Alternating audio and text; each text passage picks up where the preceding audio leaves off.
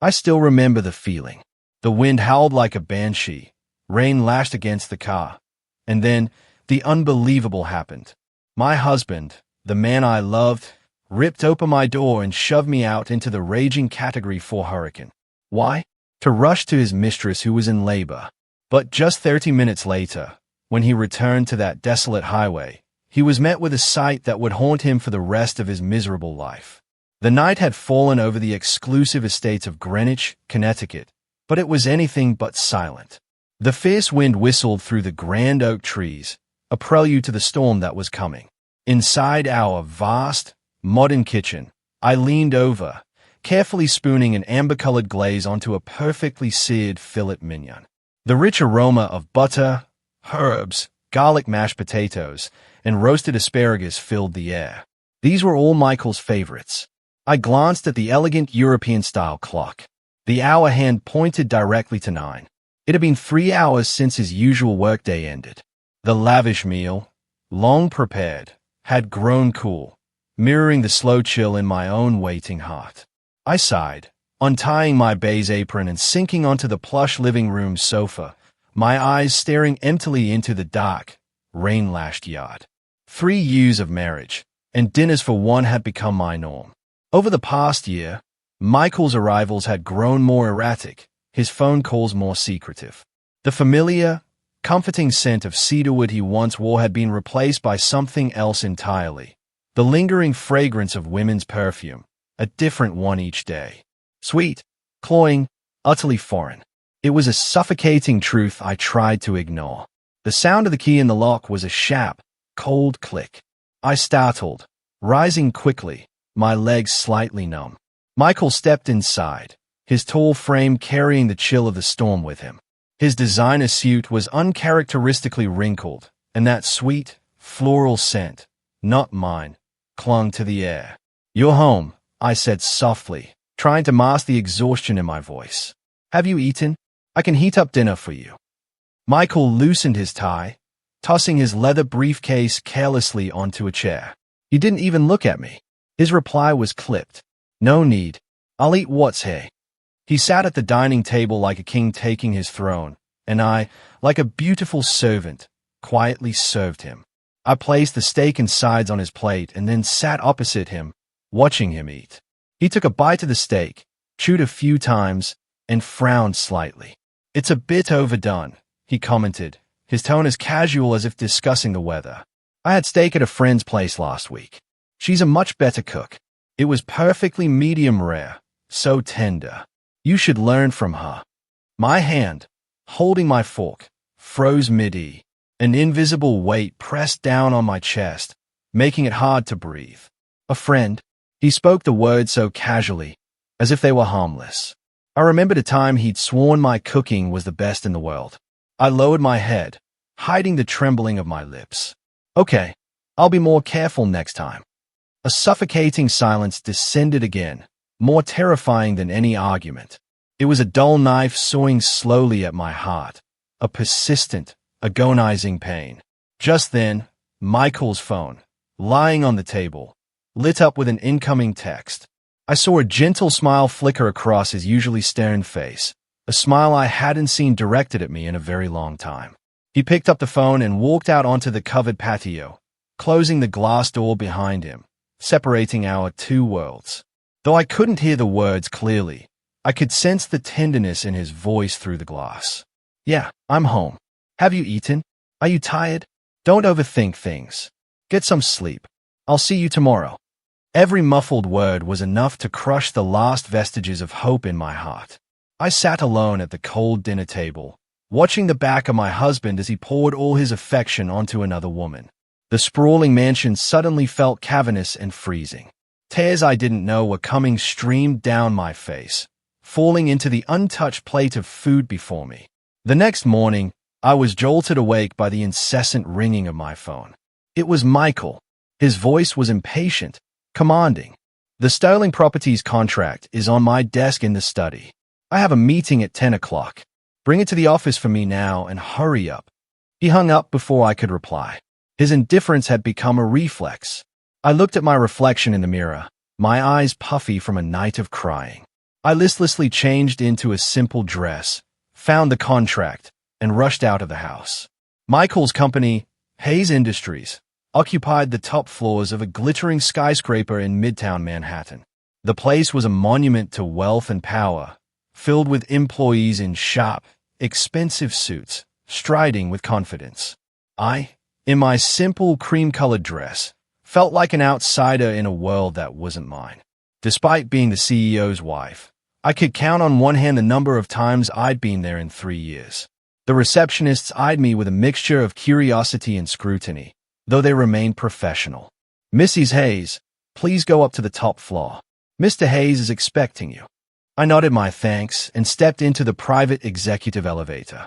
When the doors opened on the 35th floor, the first person I saw wasn't Michael, but a beautiful young woman in a form-fitting business dress that accentuated her curves.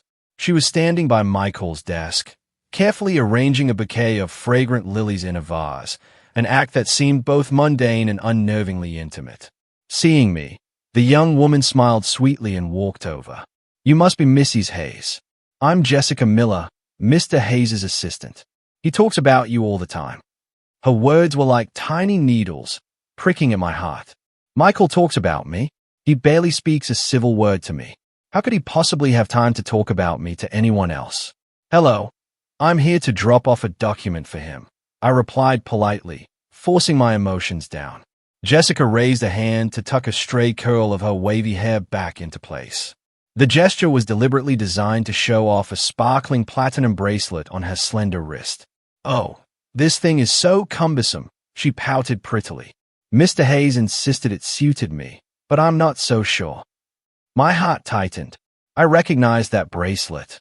It was from the latest collection of a world-renowned jewelry designer. Last month, for our wedding anniversary, I had admired a necklace from the same collection, but Michael had dismissed it as too extravagant and frivolous. Yet, here was an even more expensive bracelet on the wrist of his assistant. Noticing the color drain from my face, Jessica smirked inwardly while putting on a show of enthusiasm. "Please have a seat. Mr. Hayes is in a meeting, but it should be over soon. Let me get you a cup of coffee." Before I could refuse, she had already hurried into a small break room. A moment later, she emerged with a steaming mug. As she handed it to me, her wrist trembled, and the entire cup of hot coffee spilled onto my hand and my cream-colored dress. "Ah!" I cried out softly in pain as my hand immediately turned red. "Oh, I'm so sorry. I'm so sorry, Mrs. Hayes. I'm so clumsy." Jessica apologized profusely, though a glint of triumph flashed in her eyes. Just then, the conference room door opened. Michael emerged with several business partners, his eyes immediately falling on the scene. His wife wincing in pain, her dress stained with coffee, and his assistant looking pale and distraught. His face darkened instantly. Without asking for an explanation, he barked at me. "What are you doing?" Jessica was just trying to be nice. "If you didn't want it, you could have just said no. Why would you do that to her?" His voice was laced with anger and disappointment, as if I had committed a heinous crime. He rushed to Jessica's side, asking her with concern, completely ignoring his wife's reddened, burning hand. "Are you okay? Did you get burned?" The humiliation washed over me, leaving me speechless. Any words of defense died in my throat. In front of his partners, in front of his staff, he had stripped me of all dignity. He turned back to me, his eyes as cold as ice, his voice a low, contemptuous hiss. "Look at yourself. You come to my office dressed like that and cause a scene. Go home. Don't embarrass me further." With that, he turned and gently comforted Jessica, who was now leaning against him, looking victimized. Then he continued escorting his guests as if I was nothing but thin air. I stood alone in the vast, cold corridor. The pain on my hands still throbbed, but it was nothing compared to the agony tearing at my heart. I silently placed the contract on the reception desk and walked away, my back straight and solitary. I didn't cry. I had already run out of tears the night before. The humiliation at the office smoldered within me all day. I returned to the cold, empty house and sat in the dark, letting the pain consume me. I didn't know how long I sat there, only that when I finally stirred, it was late, and Michael still wasn't home. He wouldn't be coming home tonight. I staggered to my feet and walked into our walk-in closet. The scent of Jessica's perfume still clung to the suit jacket he had worn. A wave of nausea rose in my throat. I wanted to throw it in the trash, to burn it to ashes, but in the end I could only carry it numbly to the laundry room. As I checked the pockets, my fingers brushed against a piece of paper folded into a neat square. My heart skipped a beat. A sense of dread washed over me as my trembling hands unfolded it. It was an ultrasound report from a prestigious maternity hospital in Manhattan. The crisp black print was like 1,000 tiny knives stabbing at my eyes. Name: Jessica Miller. Age: 24. Diagnosis: single intrauterine pregnancy. 32 weeks. 32 weeks. 8 months. The flimsy piece of paper suddenly felt impossibly heavy. It slipped from my grasp, fluttering through the air before landing silently on the cold tile floor. I collapsed, my body devoid of all strength. 8 months. It meant that while he was still whispering sweet nothings to me, while we were still sharing intimate nights, he had already fathered a child with another woman. The deception was too cruel, too disgusting. My vision blurred. 3 years of marriage. I had given up my status as the daughter of a prominent family, abandoned a promising career, all to be his support system. I learned to cook, to arrange flowers, to be the perfect wife in his eyes. And this blatant betrayal was my reward. I didn't know how long I sat on the frigid floor until the bedroom door swung open. Michael walked in, reeking of alcohol. He saw me on the ground, the ultrasound report beside me, and froze. But there was no flicker of guilt or panic on his face, only annoyance and cold detachment. "You went through my things," he stated, his voice a low accusation. I looked up, my red-rimmed eyes fixing on him. I picked up the report, my voice shaking, but each word clear. "Michael, what is this?" Michael glanced at the paper, then back at me, his expression utterly shameless. He didn't even bother to deny it. "It's exactly what you see. Jessica is pregnant. It's my child." "Why?" I felt a bitter taste rise in my throat. "Why would you do this to me? Why?" Michael let out a cold, cruel laugh. He walked over and sat on the edge of the bed, looking down at me with condescension. "Eleanor, take a good look at yourself. We've been married for 3 years, and your stomach is still flat. I need a son to carry on my name, to inherit the empire I've worked so hard to build. Can you give me that?" His every word was a dagger twisting in my heart, drawing blood. So, in his eyes, I was nothing more than a machine for childbirth. And when I failed to perform my duty, he was perfectly willing to find a replacement. "So you found someone else to have your child," I whispered, tears streaming down my face. "Our love, your vows. Was it all a lie?" "Love?" He sneered. "Can you eat love? Does it help me close multimillion-dollar deals?" "Eleanor, stop being so naive. A woman like Jessica is the one who can help me in my career, not a wife who just putters around the kitchen. This is a very simple concept." The truth was laid bare, raw and excruciating. I couldn't believe the man before me was the same one I had once loved with every fiber of my being. Seeing my silent tears, he lost all patience. He stood up, towering over me, his voice turning glacial. "You have 2 choices. 1, you accept your role as Mrs. Hayes, and you accept the existence of Jessica and my son. When the baby is born, you will raise him. He will still call you mother. 2. He paused, leaning down close to my ear. "We divorce. You'll walk away with nothing. Remember this house, your car, everything is in my name." His words were a death sentence. He offered me no escape, only a choice between humiliation and destitution. I looked up at him through my tears. His familiar face now seemed monstrous and alien. My heart, at that moment, went completely numb. For the next few days, the atmosphere in the Greenwich estate was suffocating. Michael and I lived under the same roof like strangers. He left early and came back late, treating me as if I were invisible. My heart had turned to stone. I had nothing left to say to him.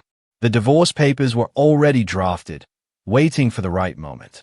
That morning, as I was watering my orchids on the balcony, Michael emerged from his study, already dressed in a sharp suit. "Get ready," This afternoon, we're driving out to the Hamptons. It was an order, not a request. I turned, my gaze steady. The Hamptons? What for? It's Grandma's 80th birthday. Did you forget? He asked, his brow furrowed in annoyance at my supposed forgetfulness. How could I forget? His grandmother was the only person in his family who had ever been kind to me, but I was no longer in the mood to play the part of the beautiful granddaughter-in-law. I'm not going. You can go by yourself, I replied, my tone firm. My defiance clearly angered him. He strode forward, his large hand clamping down on my wrist. Eleanor, don't push your luck. You think you have the right to refuse. Let me tell you something. As long as you are Mrs. Hayes, you have a duty to maintain my image, this family's image. Everyone back home knows I have a perfect wife. Do you want me to lose face in front of my relatives? Image. I laughed, a bitter, broken sound. Michael Hayes, you still care about your image? When you were sleeping with another woman, getting her pregnant, did you ever think about my dignity? Shut up, he roared, his grip tightening, making my wrist ache. That's my business. It's not for you to judge. You are going this afternoon. Don't make me use force. He released me, leaving an angry red mark on my pale skin. He adjusted his tie and turned to leave, tossing a final cold command over his shoulder. We leave at 2. Be ready and dress properly. I watched his retreating back, a deep-seated hatred filling me. He didn't need me for love. He needed me as a beautiful accessory, a flawless facade to conceal his rotten, deceitful life. That afternoon, a sleek black Mercedes rolled out of the estate's gates. The air inside the car was colder than the air conditioning. I stared out the window, watching the Connecticut landscape blur past like a silent film. Michael focused on driving, his face a motionless mask. We didn't exchange a single word. The silence was heavy, oppressive. A news bulletin on the radio interrupted a soft melody. The announcer's voice turned grave. Breaking news. The National Weather Service has issued a hurricane warning. Hurricane Isolde is rapidly intensifying and is projected to make landfall along the eastern seaboard, including Long Island, tonight. Sustained winds near the storm center could reach 140 miles per hour, a strong Category 4. A red alert has been issued. All residents are advised to stay indoors. All vehicles on major highways should seek immediate safe shelter. I turned to Michael, my voice filled with anxiety. Did you hear that? A major hurricane is coming. Maybe we should turn back. We can just call your grandmother. Michael shot me a contemptuous look. It's just a storm. What's the big deal? You're that scared of dying? The news always exaggerates. I promised Grandma I'd be there, and I don't break my promises. But this is a hurricane. It's dangerous. We're driving straight into it. I said it's fine, so it's fine. He snapped, his patience gone. Now sit there quietly and don't distract me. I knew I couldn't change his mind. Stubbornness and selfishness were etched into his very being. I could only clutch my seat belt tighter, an unnamed dread coiling in my stomach. Outside, the sky was darkening, the wind picking up, carrying a damp, ominous chill. This journey felt ill-fated from the start. The car sped along I-95, the main artery connecting the major cities of the East Coast. The sky had turned a bruised, heavy gray, as if it were about to collapse. Gigantic black clouds churned overhead, heralding the imminent fury of nature. The wind began to howl, gusting so violently that even the heavy luxury sedan shuddered. Then the first drops of rain fell, starting as a light patter before intensifying into a torrential downpour. Water slammed against the windshield in sheets, the wipers working at maximum speed but failing to keep the view clear. Visibility dropped to just a few feet of blurry, terrifying gray. I gripped my handbag, my body tense. I could feel the danger closing in. With every powerful gust, it felt as if the car might be lifted off the road. Michael, this is too dangerous. Please find an exit, a rest stop, anything. We need to wait it out. My voice was thin with fear. Driving in this is suicide. Michael's face remained a stony mask of defiance. He gripped the steering wheel, his eyes narrowed, straining to see the road ahead. The ferocity of the storm did nothing to soften his obstinance. The exit is just up ahead. We're almost there. Stop making a scene, he barked, his voice sharp with irritation. He hated this weather, and he hated my fear. Just then, above the roar of the rain and the shriek of the wind, his phone rang, a shrill, urgent sound. The screen glowed, displaying a single name, Jessica. Instantly, the irritation and stubbornness vanished from Michael's face, replaced by an unconcealable anxiety. He quickly answered, putting the call on speaker so he could drive. Jessica, what's wrong? His voice was suddenly gentle, a tenderness I hadn't heard in years. From the other end came Jessica's panicked, sobbing voice, punctuated by ragged breaths. Michael, Huff, where are you? Help me. My stomach. It hurts so bad. Michael's heart seized. Where are you? What happened? Calm down and tell me. I fell in the bathroom. Now I'm having these horrible cramps. I think my water broke. Jessica's pained cry echoed through the car. Michael, I'm so scared. Is our baby going to be okay? Please come back for me. I think I'm in labor. In labor? The words struck Michael like a bolt of lightning. His face went ghostly pale. His son, the son he had been waiting for, was about to be born. In that moment, everything else ceased to exist. His grandmother's party, the Category 4 hurricane, the dangers of the highway, all of it was wiped from his mind. All he could picture was Jessica in agony and his unborn son. Don't be scared. Don't be scared. Just stay put. I'm coming back for you right now. I'm coming back, he yelled into the phone, his voice frantic. Without a moment's hesitation, without a second thought, Michael Hayes did something insane. He wrenched the steering wheel hard to the left. The black Mercedes swerved violently, initiating a sharp U-turn directly in the middle of the highway into the path of oncoming traffic obscured by the blinding rain. Screech! The blare of a semi-truck's horn and the tortured sound of its brakes filled the air along with the driver's furious curses. I screamed, my body thrown forward against my seatbelt. My heart felt like it would pound out of my chest. Michael, are you insane? I shrieked, my voice cracking with terror. What are you doing? Do you want to die? But Michael heard nothing. His eyes were bloodshot, his mind consumed by Jessica and their child. He completed the reckless turn, slammed his foot on the accelerator, and the car roared to life, speeding back in the opposite direction, back towards New York City, leaving behind a cacophony of angry horns and near-fatal disaster. The car flew like a crazed beast through the white curtain of rain. I was still reeling from the terrifying maneuver. I looked at the man beside me, the man I once called my husband. His face was now a stranger's mask of madness. His eyes veined with red, his features twisted with a frantic desperation. Michael, pull over right now, I said, trying to keep my voice steady, but it trembled betrayingly. Do you realize what you just did? You nearly caused a catastrophic accident. For her, you're willing to throw away your own life. My words, instead of calming him, were like gasoline on a fire. He saw my pleas as an obstacle, a nuisance. Every second that passed was another second of potential danger for his son.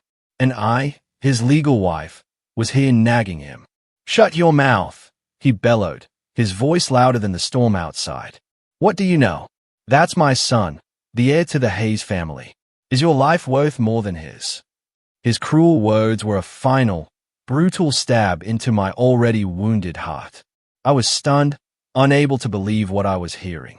In his eyes, my life was worth less than the unborn child of his mistress. Tears streamed from my eyes, a torrent of pain and despair. I began to plead, to beg him. Michael, please, we can't keep going like this. The storm is too strong. The roads are slick. Think about our safety. Just pull over and we can call an ambulance for her. Can't we? Call an ambulance. He sneered, his laugh dripping with contempt. And wait for them to crawl their way over while my son is in danger? No, I have to get there myself now. The car continued to hurtle forward at a terrifying speed. I looked out the window, the landscape ablur. I saw a sign for a desolate stretch of highway, a section with fewer cars due to ongoing construction. A monstrous, unthinkable idea sparked in Michael's mind. He glanced at me, his eyes utterly devoid of warmth. My presence, my words, they were all an infuriating distraction. He needed to get to the hospital faster, and perhaps my absence would help him focus. Screech! He slammed on the brakes. The car skidded on the wet pavement, coming to a halt in the emergency lane. I was thrown forward, my head narrowly missing the dashboard. Before I could recover, Michael turned to me. His eyes were those of a demon, his voice as cold and hard as Arctic ice. Get out! I thought I had misheard him. In this hurricane, on this deserted highway, he was telling me to get out of the car. What? What did you say? I stammered, a profound fear gripping me. I said, get the hell out of my car, he roared this time, the cruelty in his voice undisguised. You a curse. I've wasted so much time because of you. Now get out. With that, he unbuckled his own seatbelt, lunged across the console, and unlatched my door. A blast of wind and icy rain tore into the car. No, Michael, you can't do this. If you leave me here, I'll die. I screamed in panic, trying to pull the door shut, but I was no match for his strength. Then die, he snarled, his malice reaching its peak. He grabbed my arm and dragged me brutally from the car. I struggled, but it was useless. Let go of me. You're an animal. Without another word, he shoved me with all his might. I fell sprawling onto the cold, gritty asphalt. Rainwater and mud soaked through my clothes instantly. The fall was painful, but the physical ache was nothing compared to the shattering of my heart. He wasn't done. He reached back into the car, grabbed my purse, and threw it out onto the road beside me, its contents scattered across the wet ground. He stood by the open door, looking down at me as a god might look upon an insect. His voice, cold and venomous, cut through the storm, etching itself into my soul. Listen to me, Eleanor. My son's life is more important than yours. He slammed the door shut, got back into the driver's seat, and the engine roared one last time. The black Mercedes shot forward, quickly disappearing into the white veil of rain, leaving me alone on the desolate highway, abandoned to the full fury of the heavens. I lay on the asphalt, the storm lashing at me. I no longer felt the cold, no longer felt the pain. I stayed in the direction the car had vanished and began to laugh. It was a mournful, desolate sound, lost in the howl of the hurricane, the sound of a heart breaking for the very last time. The rain continued its relentless assault, but Eleanor Vance felt nothing. Lying on the pavement of I-95, my dress soaked and smeared with grime, the physical pain was a distant echo compared to the agony of a heart shattered beyond repair. Despair had crested and then receded, leaving in its wake a terrifying calm. The tears were gone. There were none left to cry. I laughed. The sound started as a faint tremor in my throat before erupting into a raw, desolate wail that mingled with the roar of the hurricane. It was the laugh of release, of an ending. Michael Hayes, you have personally killed the wife who loved you with all her soul. From this moment on, the Eleanor you knew is dead. With a trembling hand, I fumbled for my purse. Miraculously, my phone was intact, though slick with rain. The screen flickered to life. My fingers scrolled through my contacts, pausing on a number buried deep in my memory, a number I had promised myself I would never call again. But he had forced my hand. I took a deep, shuddering breath and pressed the call button. The ringing tone was steady, like the final beats of my dying heart. After a few seconds, a deep, authoritative voice laced with worry answered, Ellie. Hearing that familiar voice, the fortress of composure I had built around myself crumbled. But I did not cry. My voice was a hoarse, strangely calm whisper. Grandfather, it's me, Eleanor. Ellie, where are you? Why does your voice sound like that? What's happened to you? The voice on the other end grew urgent. I'm fine, I replied, my eyes staring into the void of the storm. I'm on I-95 heading east from the city near mile marker 158. I'm stranded. I didn't mention being thrown from the car. Not a word of complaint. I simply stated my location. My calmness was more chilling than any scream. All right, stay right where you are. Do not move. Keep your phone with you. I'm sending people to get you right now. After hanging up, I huddled by the side of the road, wrapping my arms around myself. Time seemed to stand still. 10 minutes, 20 minutes. The rain began to lessen, but the sky remained pitch black. About 30 minutes later, Michael Hayes' black Mercedes returned. He wasn't back out of remorse or concern for my safety. After calling the hospital and learning that Jessica had only had a scare and her condition was stable, his manic frenzy subsided. Logic returned, and with it, fear. What if I actually died? What if someone found out he'd abandoned his wife in a hurricane? He would be in serious trouble. Self-preservation, not love, had driven him back. But as his car approached the familiar stretch of road, he froze. His eyes widened in disbelief at the scene before him. The once desolate highway was now lit up like day. A convoy of 5 black Cadillac Escalades, all with official government plates, was parked in a perfect, imposing line. Their high-intensity headlights cut through the darkness, illuminating the area. Surrounding the vehicles were men in dark suits and tactical gear, standing guard with an unnerving stillness, their sharp eyes scanning the surroundings. The air crackled with an aura of absolute power that would make anyone tremble. His luxury car, compared to this motorcade, looked like a cheap toy. And then he saw me. I was being helped to my feet by a distinguished-looking man in a tailored suit who respectfully held a large umbrella over me. A heavy, official-looking coat was draped over my shoulders, shielding my small, drenched frame. The man carefully opened the door to the lead vehicle, a specially armored Escalade, and helped me inside. Just before the door closed, my gaze swept across the scene. It landed on his car, my eyes meeting his terrified ones. There was no hatred in my look, no pain. It was as cold as a 1,000-year-old glacier, as sharp as a blade, piercing straight through his soul. It was the look of a stranger filled with contempt and utter finality. The door shut. The formidable convoy began to move, pulling away with silent, intimidating grace, leaving Michael Hayes alone in his car. His face was ashen, his hands gripping the steering wheel, yet still shaking uncontrollably. Cold sweat beaded on his forehead. Government plates, a security detail. Eleanor. Who exactly had he married? And what had he just thrown away? A terrifying, unprecedented dread consumed him. He felt as if he had just stayed into the abyss. By the way, if you're still with me, make sure to hit subscribe. More unbelievable stories are coming.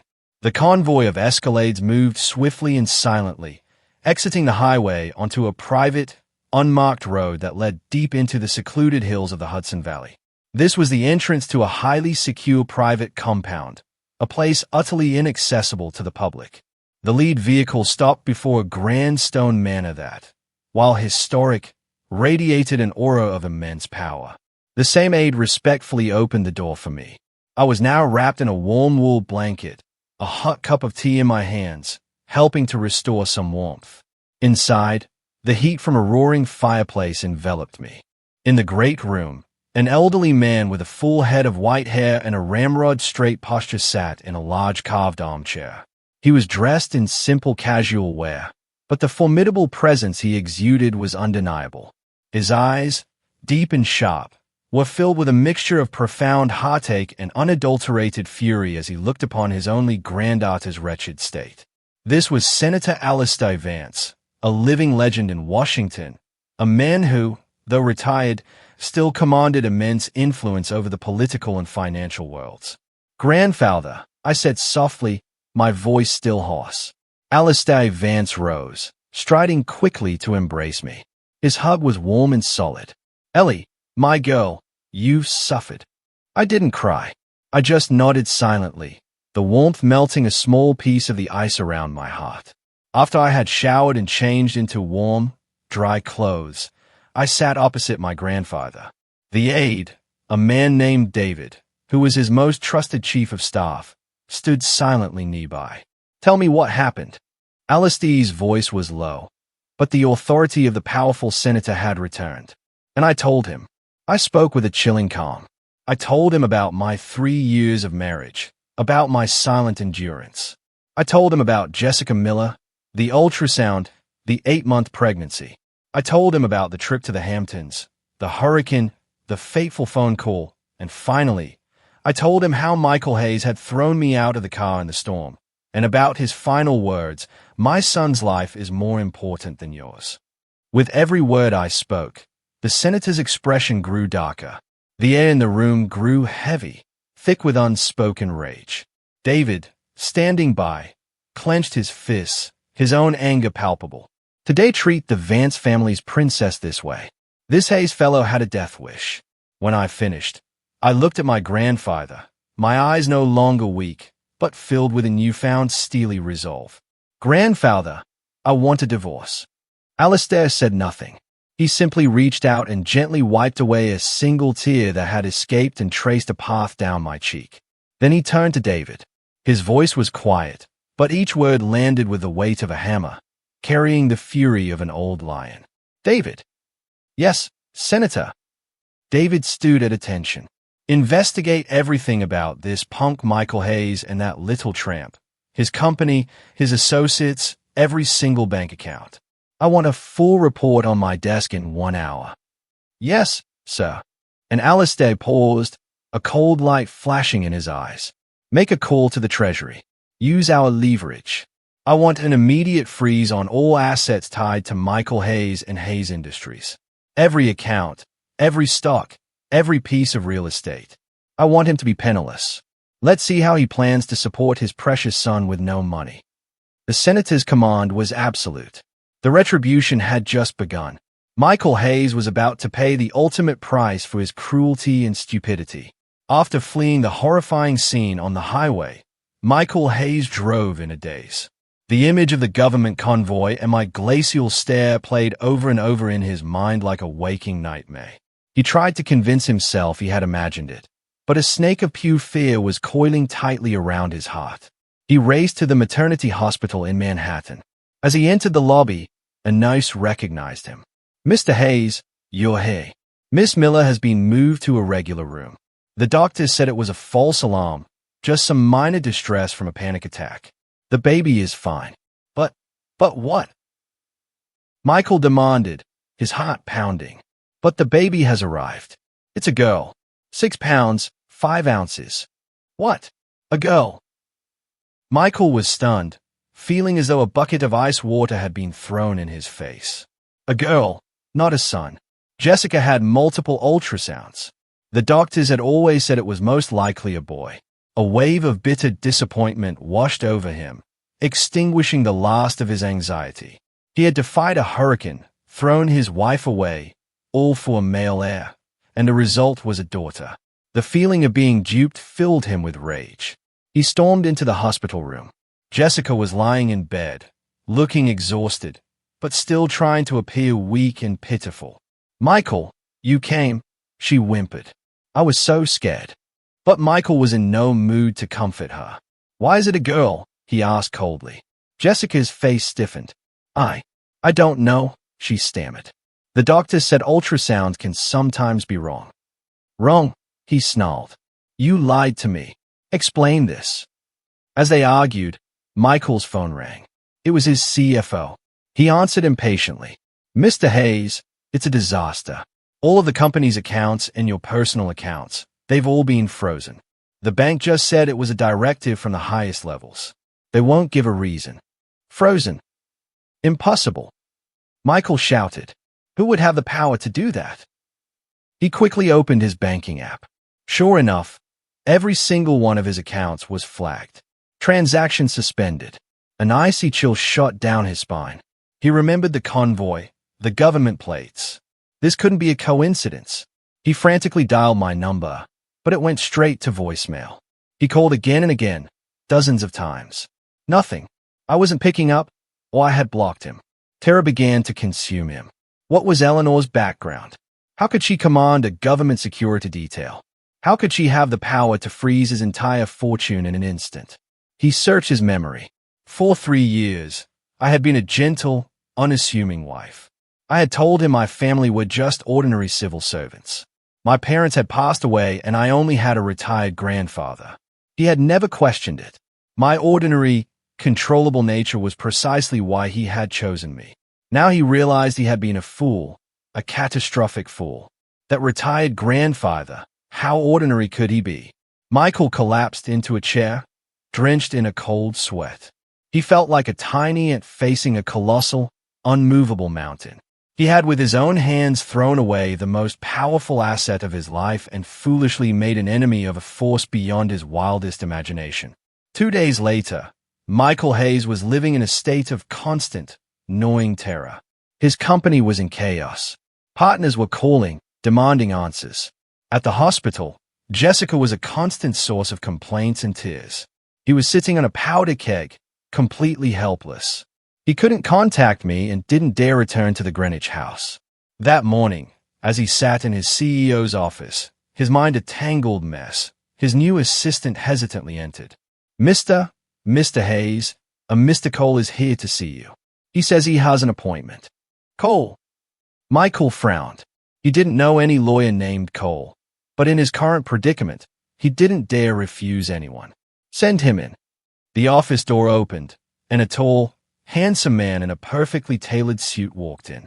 He was in his 30s, with sharp features and piercing eyes behind frameless glasses that radiated intelligence and confidence. His presence was so commanding it seemed to diminish Michael's own.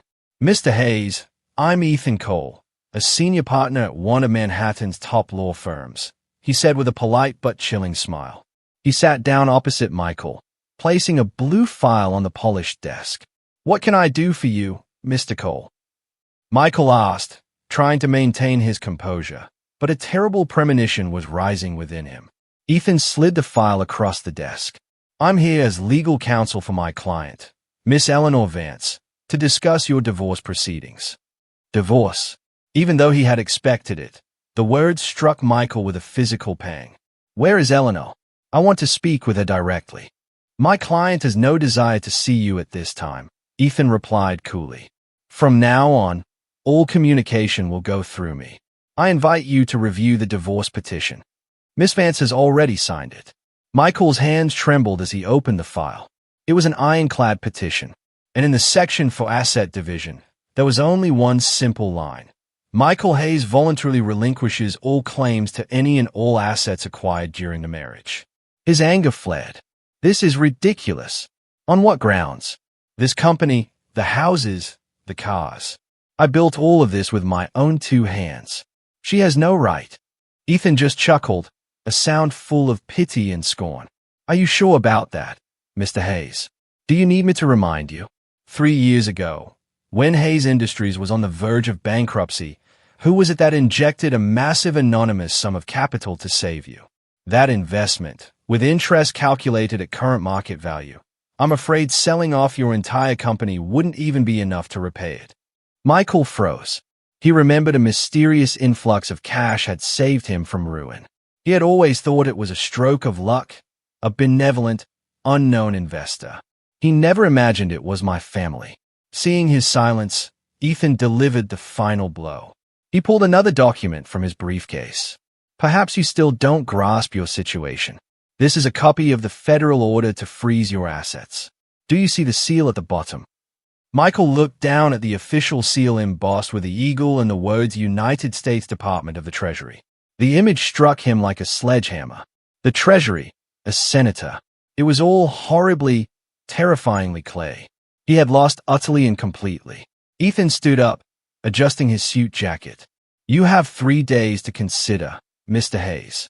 If you don't sign, we will see you in court. But I trust an intelligent man like yourself knows which choice is in his best interest. He paused at the door, turning back. Oh, and one more thing. I'd recommend you get a DNA test for that newborn baby girl. Sometimes the biggest surprises come when you least expect them. Ethan left, leaving Michael alone in the vast office. He slumped into his leather chair, completely drained. The divorce petition and the federal order lay on his desk like 2 death sentences. He had lost everything. Michael sat motionless in his office for hours after Ethan Cole left. The afternoon sun cast long shadows across the room, making his expensive leather chair look like a throne in a tomb. He felt like his life was that shadow, stretched thin in despair before dissolving into darkness. The divorce papers and the federal freeze order lay on his desk, mocking his foolishness. A senator, the Treasury, Eleanor Vance. The 3 phrases twisted in his mind. A hurricane of regret swept away every last shred of the arrogance he had spent his youth building. He had tried calling a few high-level contacts, men he had spent a fortune schmoozing.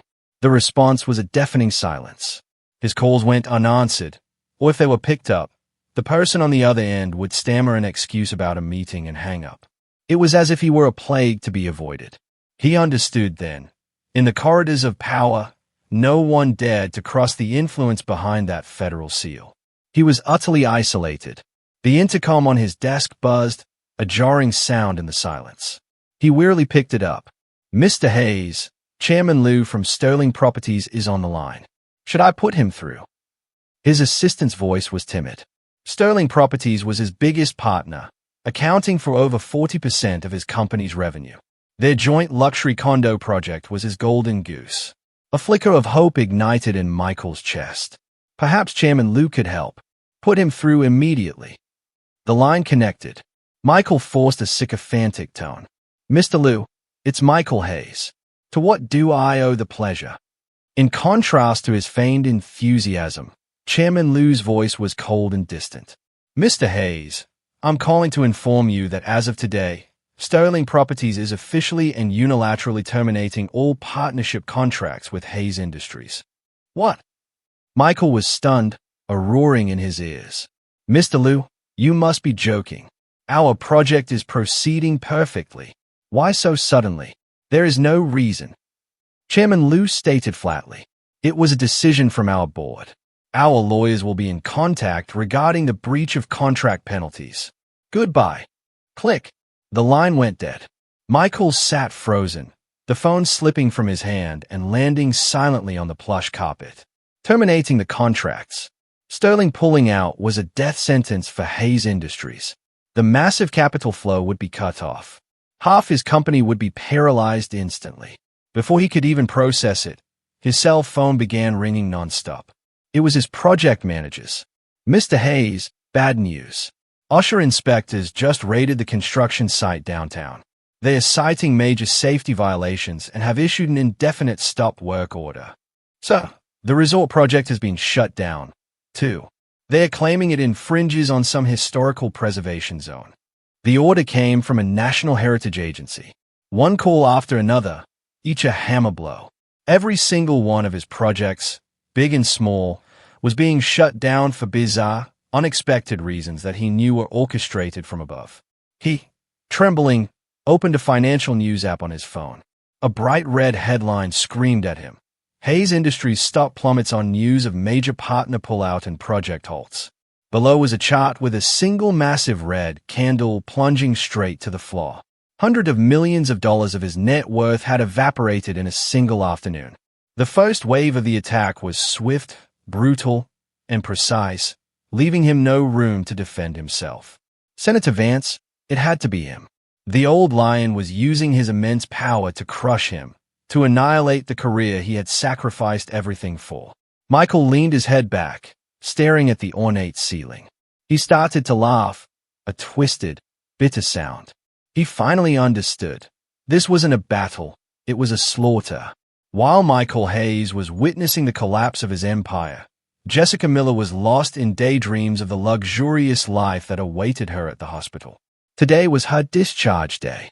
Lying in a VIP suite, tended to by nurses, she was convinced she had finally made it. Although the baby being a girl was a small disappointment, she believed that with her charm, Michael would still spoil them. He was so in love with her after all. She changed into a new designer dress, applied light makeup, and held her baby, waiting for her future husband. She pictured the scene. Michael would walk in with a huge bouquet of roses, kiss her tenderly, and then their new family of 3 would go home to a beautiful new mansion he had bought for them. But the man who walked in was Michael, his face dark, his eyes bloodshot and haggard. There were no flowers, no sweet words. He just tossed a duffel bag onto the bed. "Pack your things. We're leaving." His voice was hollow. Jessica was taken aback. "Michael, what's wrong? Who upset you?" she asked, feigning concern. "Where's the car? I didn't see you pull up." "Sold it," he answered curtly. "We're taking a cab." "Sold the car. Why?" she cried in disbelief. That was a limited edition Mercedes. Then she pressed on. And where are we going? Did you buy a house for us yet? I don't want to live in an apartment. You know. I want a house with a yard near a good private school for our daughter. She prattled on with her demands as if they were her birthright. Oh, and for the baby's 1-month celebration, I was thinking that French restaurant at the plaza. Shut up. Michael suddenly roared, shattering her fantasy. The rage that had been simmering for days finally exploded. Jessica jumped, and the baby in her arms began to wail. She had never seen him so angry with her. You yelled at me, she started, turning on her usual tactic. Michael Hayes, are you human? I just gave birth to your child. My body is still weak. If you can't show me compassion, at least don't scream at me. Her eyes welled with tears, but her act had lost its power over him. He looked at her with pure disgust. Gave birth to my child. Are you sure this baby is mine? Ethan Cole's words about the DNA test echoed in his mind, planting a seed of deep suspicion. Jessica's face went pale. What? What are you trying to say? Of course, she's your daughter. Don't you trust me? A house. A party. Michael laughed, a self-mocking sound. Wake up, Jessica. I'm telling you now. I am broke. My accounts are frozen. My company is about to go under, and the banks are about to repossess everything. Do you understand? I am ruined. His words were like lightning strikes. Jessica was stunned, her eyes wide with horror. Ruined? How? How is that possible? The company was fine just a few days ago. Fine, he sneered. That's because I was blind. I made an enemy of someone I never should have crossed. And it's all because of you. A woman like you brought me to this. The truth was out, and Jessica's mask dropped. Her greedy, materialistic nature was exposed. What are you saying? You're blaming me? She shrieked. You're useless, Michael Hayes. Why do you think I was with you? It was for your money. Now you're telling me you're broke? How are my daughter and I supposed to live with you? Michael was speechless. So the love she always professed was a lie. Their argument escalated, attracting the attention of nurses and other patients. The baby cried louder. The once quiet VIP room was now a scene of chaos. In the end, with no money to pay the hospital bill, Michael had to swallow his pride and call everyone he knew, begging for loans, enduring the cold rejections of men he once called friends. It took him until evening to scrape together enough cash to discharge Jessica. The two of them stumbled out of the hospital. No home, no car, penniless. Their future was as dark as the New York City night descending around them. After leaving the hospital, Michael had to rent a small, damp room in a rundown part of Queens to live in. He was driven mad by Jessica's constant complaints and the baby's incessant crying. But his personal hell was only just beginning. On Monday morning, after a crowded bus ride, he arrived at his office building to a horrifying sight. Several black government sedans from the IRS were parked out front. As he walked into the lobby, two grim-faced agents in suits blocked his path. Are you Michael Hayes, CEO of Hayes Industries? One of them asked, his voice devoid of emotion. Yes, that's me. And you are? Michael's heart hammered against his ribs. The other agent held up an official document. We're from the Criminal Investigation Division of the IRS. Based on an anonymous tip and preliminary investigation, we have sufficient evidence to suspect Hayes Industries of large-scale organized tax evasion, fraud, and bribery. As of today, we are launching a full-scale audit of your company. We require your full cooperation. Tax evasion, bribery. Michael's mind went blank. He had been so careful, so discreet. How could he have been exposed, unless that powerful entity already had all the evidence? Before he could react, the team of agents swarmed the office. They went straight to the finance department, seizing all accounting record from the past 5 years. Computers were confiscated. The entire staff watched in stunned silence, their eyes darting between the beleaguered CEO and the federal agents. The aura of power Michael had carefully cultivated for years shattered in an instant. He felt a hot flush of shame, a humiliation worse than any physical blow. Mr. Hayes, please come with us to our headquarters for questioning, an agent said, his tone leaving no room for refusal. He was led away like a criminal. The interrogation room was cold and oppressive. Michael sat on a steel chair facing two seasoned investigators. A harsh fluorescent light beat down on him, exposing his panic. They didn't grill him. Instead, they calmly presented one piece of evidence after another, systematically dismantling his defenses. Mr. Hayes, could you explain this $5 million consulting fee paid to the head of the City Planning Commission last March? We have records showing that money was later wired to his daughter's offshore account. And the profits from this real estate development, why weren't they declared in your financial statements? The estimated tax evasion amounts to over $20 million. Where did that money go, Mr. Hayes? Every question, every number, every document they produced was a cold, hard fact. They were the ghost accounts, the fake invoices, the entire fraudulent system he had built. He had thought it was buried forever, but they had unearthed it with terrifying ease. Cold sweat trickled down his back. His throat was dry. He couldn't utter a single word of denial. He knew it was useless. They had him. The interrogation lasted the entire day. When he was finally allowed to leave, it was dark. He stumbled out of the IRS building, physically and mentally broken. He knew he was now facing something far worse than bankruptcy. Prison. In the days that followed, he was summoned repeatedly. The press got wind of the story. Headlines blazed across news sites. Hayes' empire crumbles amid massive tax scandal. CEO Michael Hayes under federal investigation for bribing officials. His career, his reputation, his fortune, everything he had ever been proud of was turning to ash. He was cornered with no way out. While Michael was drowning in a quagmire of legal troubles and debt, in another world, a world he could no longer touch, I was beginning my new life. That evening, a high-profile state charity gala was being held at a grand ballroom in the heart of the city. It was an event for the nation's most influential figures in politics, the military, and business. The flashes of cameras were relentless. Every guest who walked the red carpet was a name that could shake the foundations of the American economy.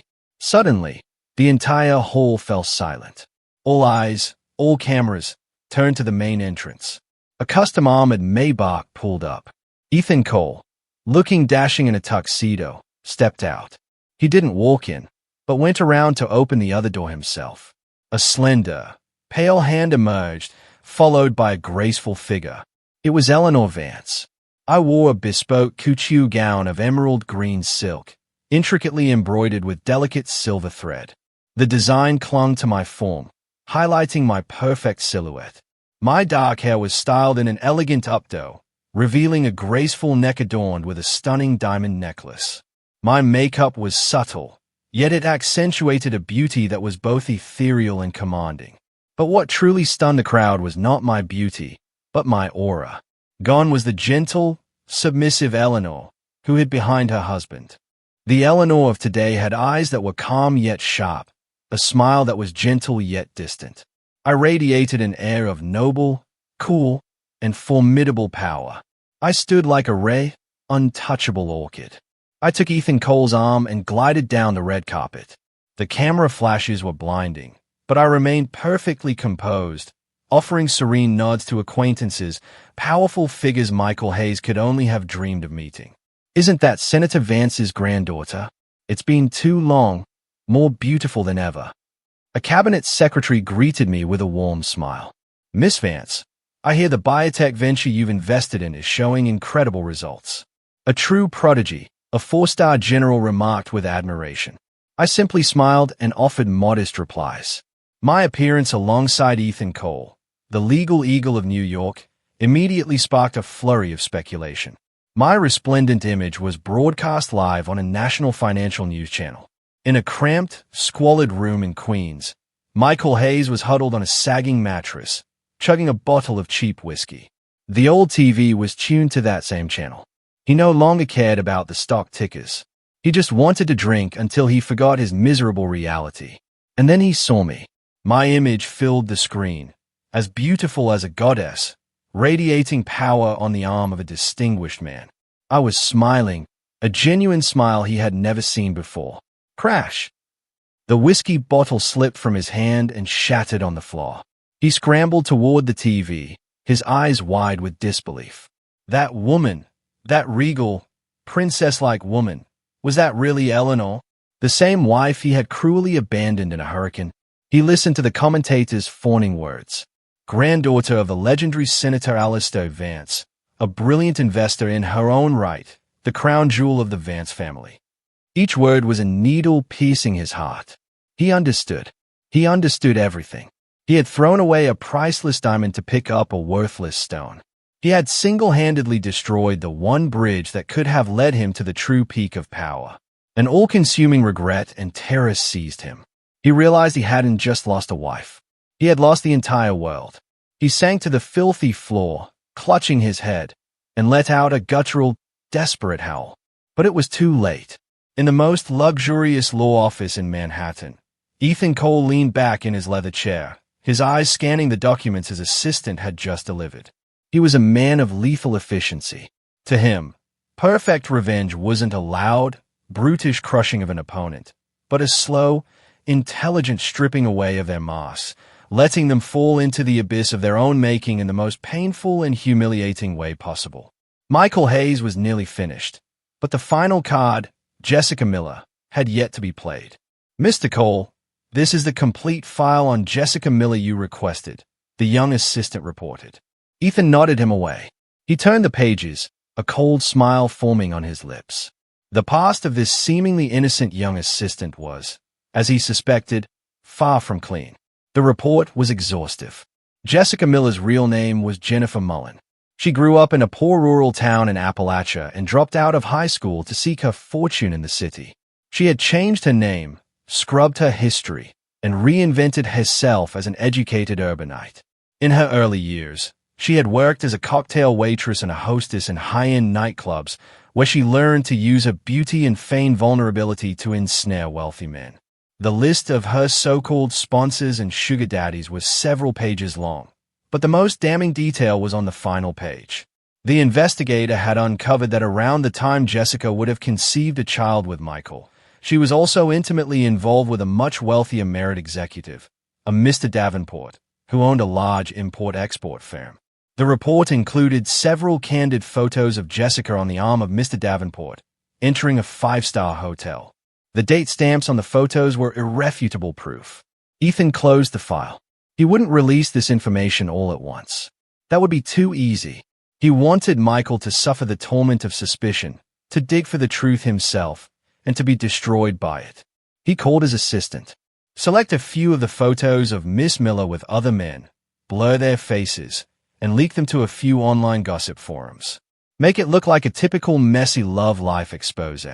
Yes, sir. Also, Ethan continued, his voice low and calculating, start a rumor. Hint that the newborn daughter of the Hayes Industries CEO looks nothing like him. That his mistress was seen with another tycoon. Let it spread through the business circles Michael used to frequent. I wanted to get back to him, but it has to seem natural. Understood, sir. I'll see to it immediately. Ethan hung up, turning his chair to look out at the sprawling city. The chessboard was set. Every move was under his control. Michael Hayes, your tragedy has only just begun. You will pay for every tear Eleanor ever shed. Rumors have legs, and they travel fast, especially in a gossip-hungry high society. Within days, the whispers reached Michael Hayes exactly as Ethan had planned. He was in his cramped room when a call from an old business acquaintance came through. Hey Hayes, that you? The man's voice was overly friendly, laced with schadenfreude. Heard the company's in a bit of trouble. I'm managing.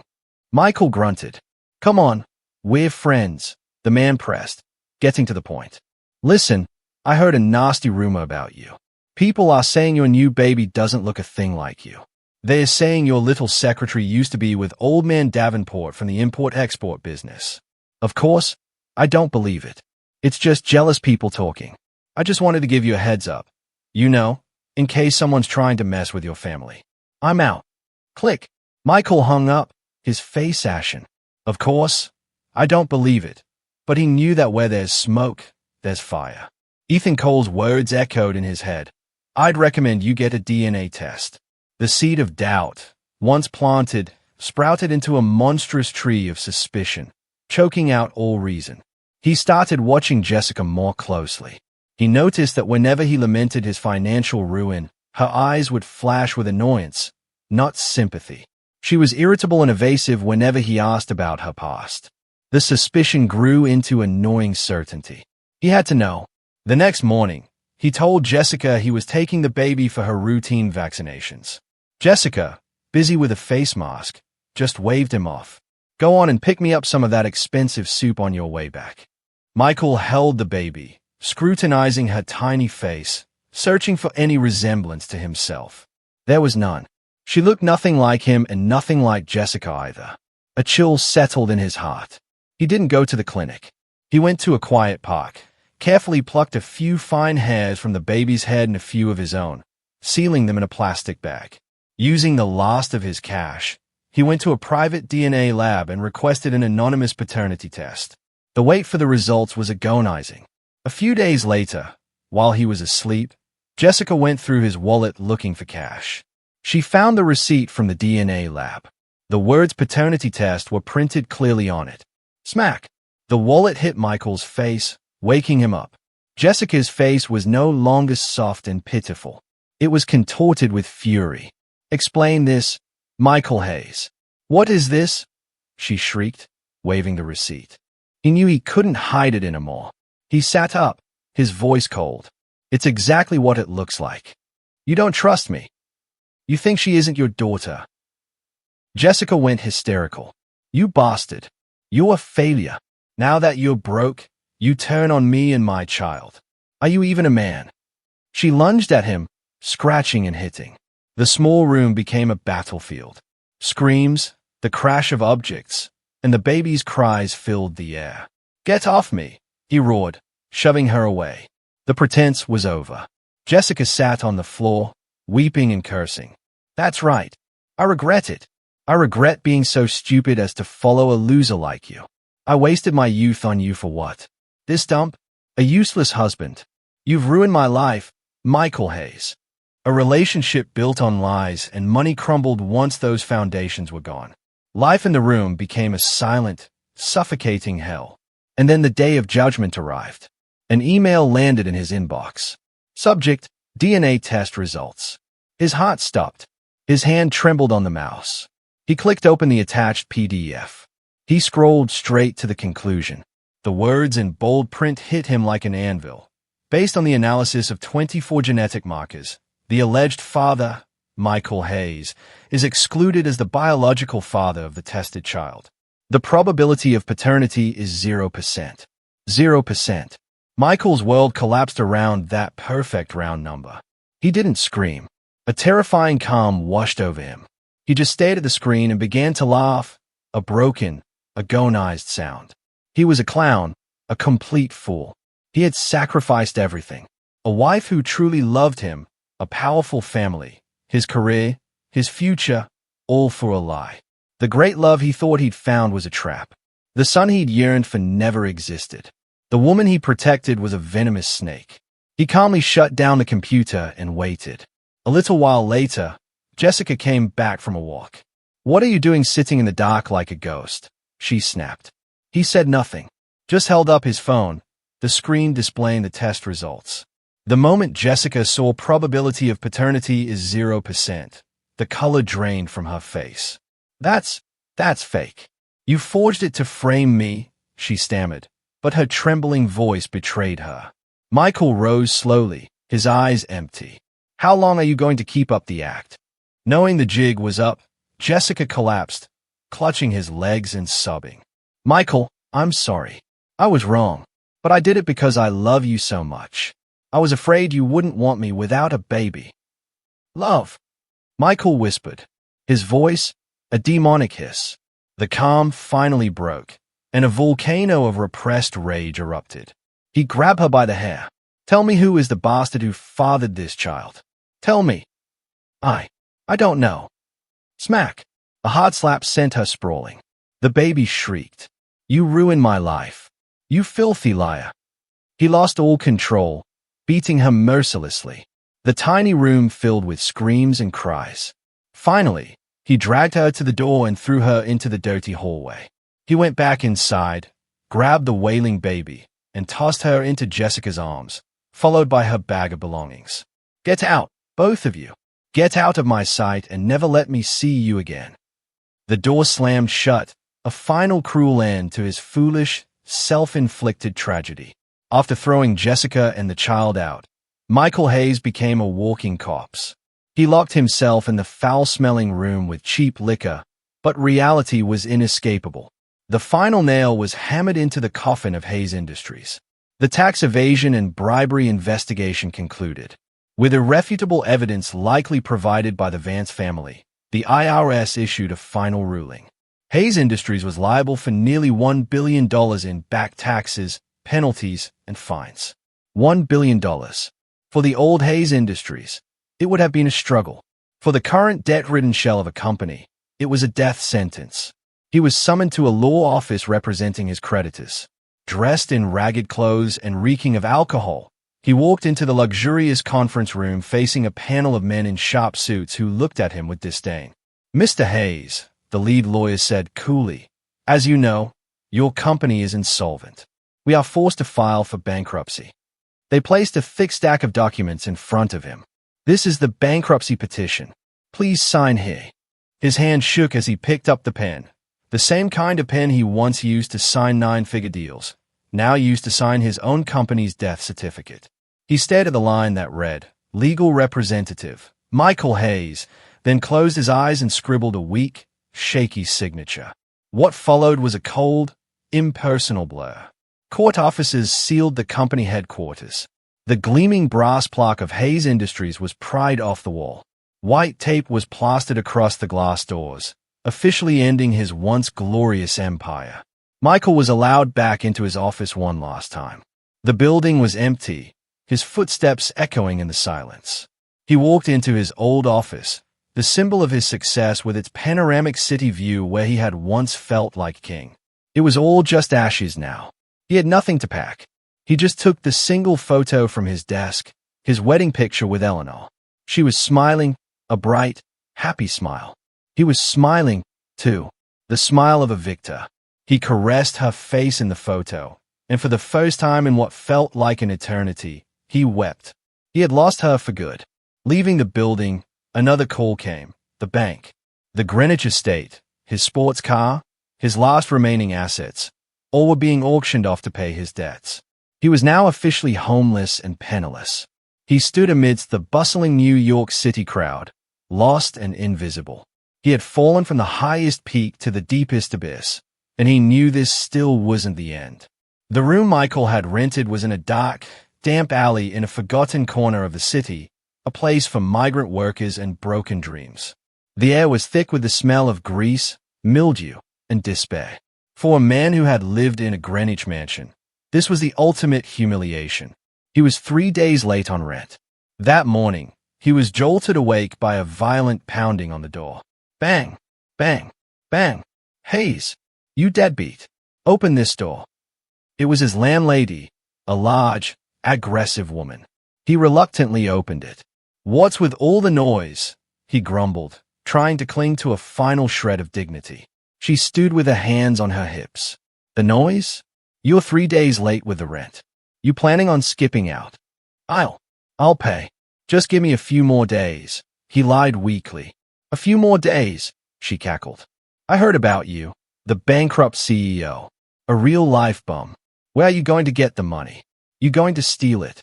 Her words were like slaps to his face. He flushed with rage, but couldn't say a word.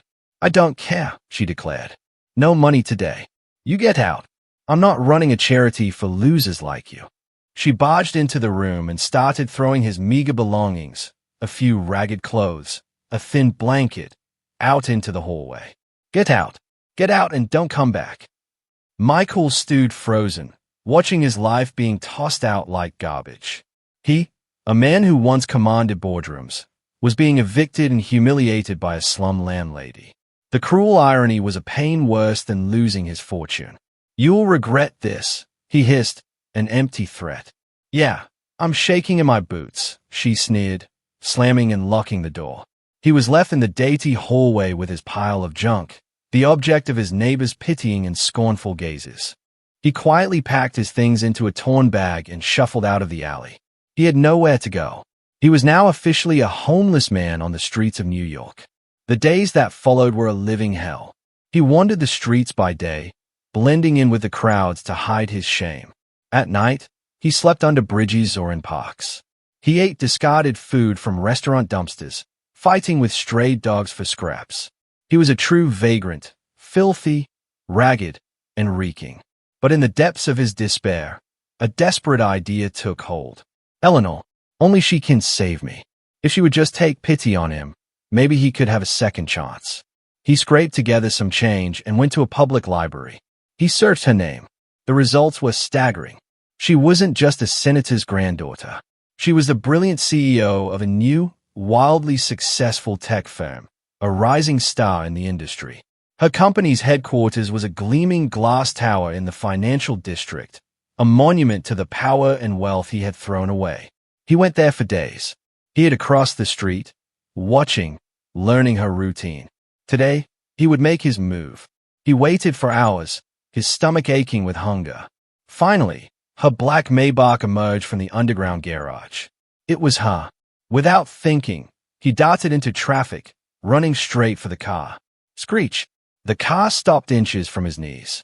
Two bodyguards in black suits were out of a trailing SUV in seconds, grabbing him. "What the hell do you think you're doing?" Michael didn't resist. He just stared at the tinted rear window where he knew she was sitting. And then he did the unthinkable. He dropped to his knees.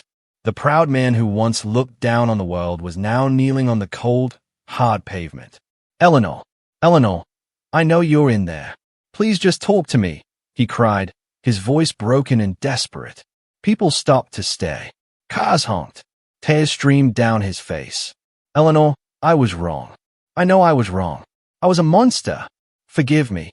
Please give me one more chance." He wept, banging his head on the ground until his forehead was bruised and bleeding.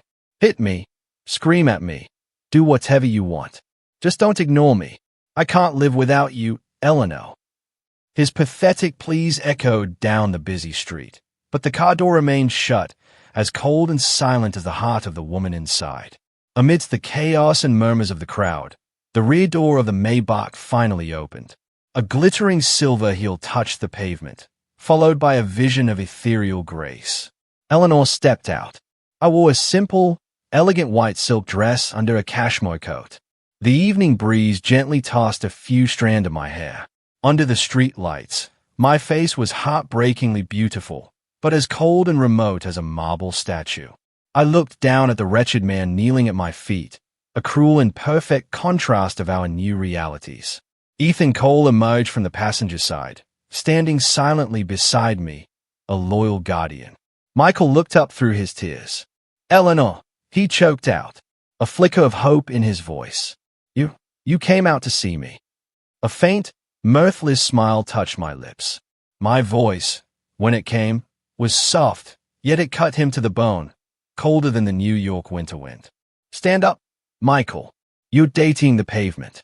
My words contained no anger, no hatred, only pure glacial indifference.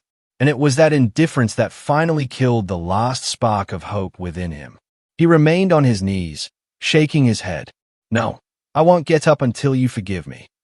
He launched into his final desperate performance. "Eleanor, I was a fool. I was deceived by that she-devil.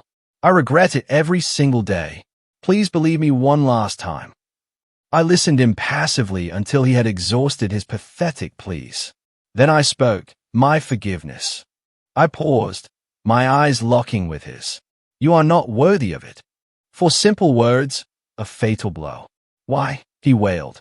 "I've lost everything. I've been punished. What more do you want from me?" "Punished?"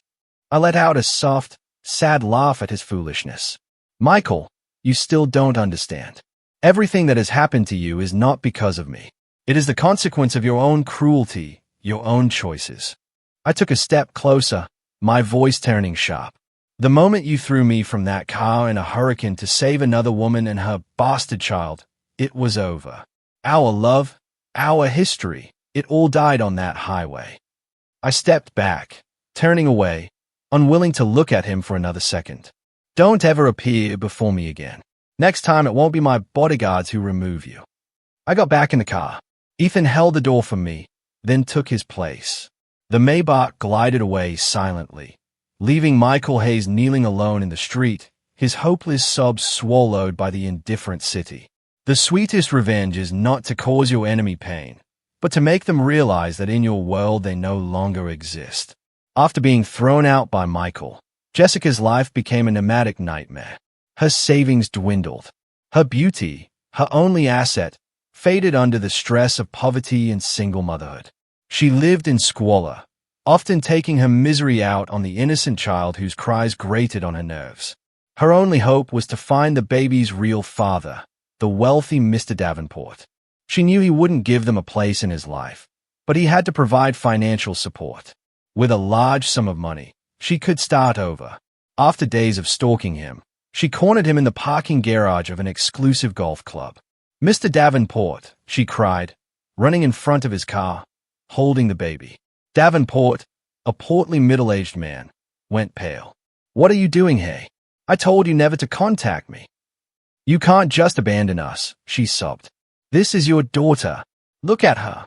You can't just leave your own child." As they argued, a sharp female voice cut through the air. "Oh, really? A place in his life? You've got some nerve, you little tramp." A lavishly dressed woman dripping in diamonds stood behind them, flanked by four large, menacing-looking men. It was Mrs. Davenport, a woman known for her ruthlessness. "Honey, Davenport stammered, trembling. Smack! She slapped him hard across the face. "Don't you honey me, you cheating pig." Then she turned her venomous gaze on Jessica. "And you dare seduce my husband and try to extort him with a child." Jessica backed away in terror. "Please, it's not like that. The baby is innocent." "I don't care if the baby is innocent. But I know you're not." Mrs. Davenport sneered. "You use this pretty face to ruin families, don't you?" She gestured to her thugs, who grabbed Jessica, ignoring her screams. "Well, today I'm going to take that face away from you. Let's see who you can seduce, then." From her pose, she produced a razor-sharp box cutter. "No, please don't," Jessica shrieked. But it was too late. With a cold, steady hand, Mrs. Davenport slashed the blade across Jessica's cheek, a spray of blood, a horrific scream, and it was over.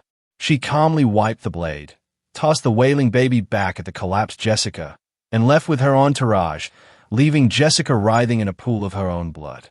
Her beauty, the weapon she had wielded her whole life, was gone forever. Her future would be one of pain, shame, and unending nightmares. Under a highway overpass, Michael Hayes shivered in a tattered coat. He was skeletal, haunted. It had been 2 days since he'd last eaten. All pride was gone, replaced by the primal need to survive.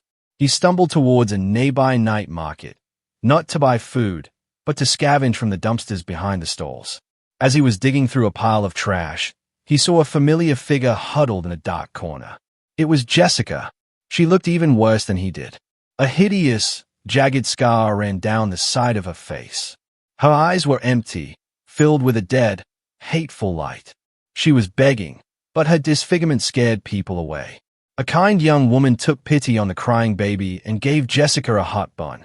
Michael's eyes lit up with animal hunger. He lunged. "Give me that." He snarled, trying to snatch the bun. Jessica clutched it protectively. "No, it's mine. Get away. I'm starving. Give it to me." A pathetic, ugly brawl erupted on the dirty pavement. The two people who had once plotted a future together now clawed and cursed at each other over a single piece of bread. "You ruined my life," she screamed, scratching his face. "You lied to me. It was you who ruined me," he yelled, pulling her hair.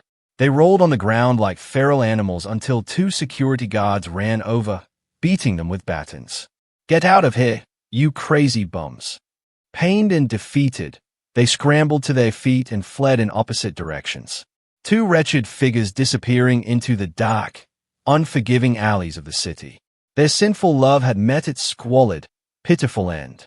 1 year later, The autumn leaves in New York City were a brilliant gold. In a quiet, elegant tea house, I sat across from Ethan Cole. In the years since my divorce, I had taken the helm of my family's tech division and through my own genius and determination, transformed it into a global powerhouse. I was a respected, formidable leader. Throughout it all, Ethan had been a quiet, constant presence, a friend, a confidant, a partner. Our relationship had grown slowly, naturally, built on a foundation of deep trust and understanding. He took my hand, his touch warm and steady. "Eleanor," he said softly, "you've proven to the world how strong you are. But I hope you know that with me, you don't always have to be. I've waited a long time for you, Ellie, and I can wait as long as it takes." I looked at him, and for the first time in years, a genuine, peaceful smile bloomed on my face. It was as bright and warm as the autumn sun, chasing away the last shadows of my past. The next morning, back in my stunning CEO's office, I reviewed a daily news briefing my assistant had prepared. My eyes scanned the headlines: a global summit, stock market fluctuations, a new city infrastructure project. Then, a small article tucked away in the corner of the local news section caught my eye. The headline read, "Vagrant arrested for public disturbance." The short blurb stated that a homeless man, Michael Hayes, had been arrested for shoplifting and causing a disturbance. It noted he appeared to be suffering from mental instability related to chronic alcoholism. I read the name that had once shattered my world, and I felt nothing. No satisfaction, no pity, no anger, nothing at all. He was just a name in a newspaper, a piece of irrelevant social trivia less important than a minor fluctuation in the stock market. The ultimate revenge, the most complete ending, is to forget. To relegate someone so completely to the past that they cease to exist in your present. I calmly turned the page, my mind already moving on to my company's strategy for the next quarter. I stood and walked to the floor-to-ceiling window, looking out as the sun set over the glittering city. An endless, bright future awaited me. The past was finally truly gone. What do you think? Did Michael get what he deserved? Or was his punishment too severe? Tell me your thoughts in the comments below. I really want to know.